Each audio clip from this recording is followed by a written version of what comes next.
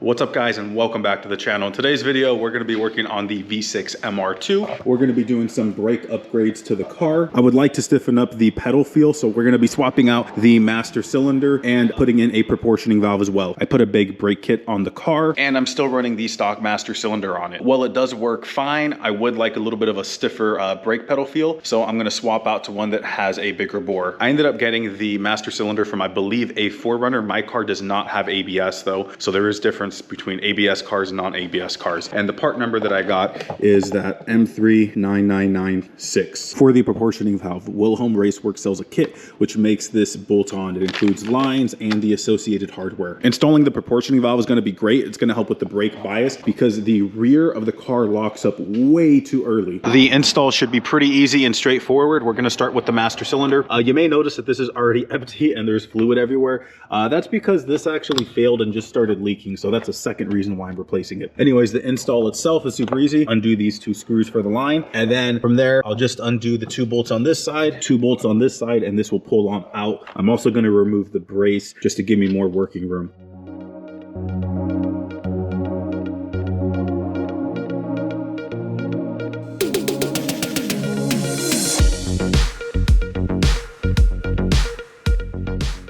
Little side by side of the master cylinders. So the OEM one again has a smaller bore. This one has the bigger bore. There is a seal on the new one versus this one, but I think I should be able to leave that and call it good. The reservoir is also shaped differently, and to make sure that it clears in the car, I'll end up swapping these over. They're just held in place by a little screw there. Also make sure you swap the caps over. The end on this one is different than the OEM one. With the master cylinder out, I'm going to go ahead and take advantage of the extra room, because to install the proportioning valve, at least the way that it works on the non-ABS version, I'm going to need to retain the stock proportioning valve, and that's going to act like the T for the front brakes. This brake line and this brake line are going to end up getting removed and then capped off. And I know that sounds odd, but once you see the proportioning valve on there and how it's routed, it'll make a lot more sense. Removing the brake lines were pretty easy. You just had to undo the fittings. The brake line that ran underneath the brake booster was a little tricky just because there was a lot of stuff. I figured out that the easiest way was just to kind of snip it, and then from there I was easily able to pull it out. After that, I used the supplied hardware to block off the OEM proportioning valve. We're ready to start putting everything back together. I went ahead and pre-assembled the proportioning valve to the bracket. That's just going to slide on into place. I went ahead and swapped out the reservoirs on the master cylinders. Again, it's literally just held in place by one screw and goes right in place. If I didn't have clearance issues between the 2 reservoirs, I could have easily just left this one and then swapped out the caps. You may notice that I haven't bench bled the master cylinder, and that's really the preferred method. What I realized though is I don't have like a plastic nipple that could go into both of these ports, and then from there you'd attach like a vacuum hose or just any type of line and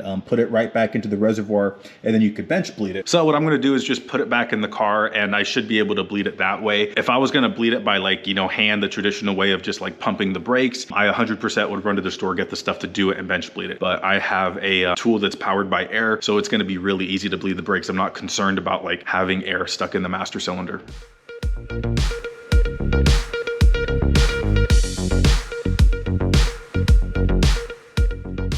The proportioning valve fits in really nice. I was a little bit concerned that this may end up coming in contact with the vacuum line for the brake booster, but I don't think there's going to be any issues there. That lines up pretty well also. The little cap's still in place. Really the only like fitment thing I ran into, and I wouldn't even call it a fitment issue, was I was kind of trying to route the lines and they really weren't lining up like they did in the pictures. At that point, I realized that I just had to swap these 2 fittings. I haven't done it yet, but I will end up swapping them out. This thing will just unscrew and it'll go on the shorter one, and then same thing, this one will also unscrew. Now that the ends are swapped out, I can install the lines. So this one will go from the master cylinder to the proportioning valve, while this line will go from the proportioning valve to the brake line over there. Unfortunately, my camera did not record the whole process of me installing these brake lines, but in this next clip I will show you how I routed them. I chose to run the line how it showed it in the picture. So this little nipple goes back, line goes behind there, and then it connects here. So again, really straightforward.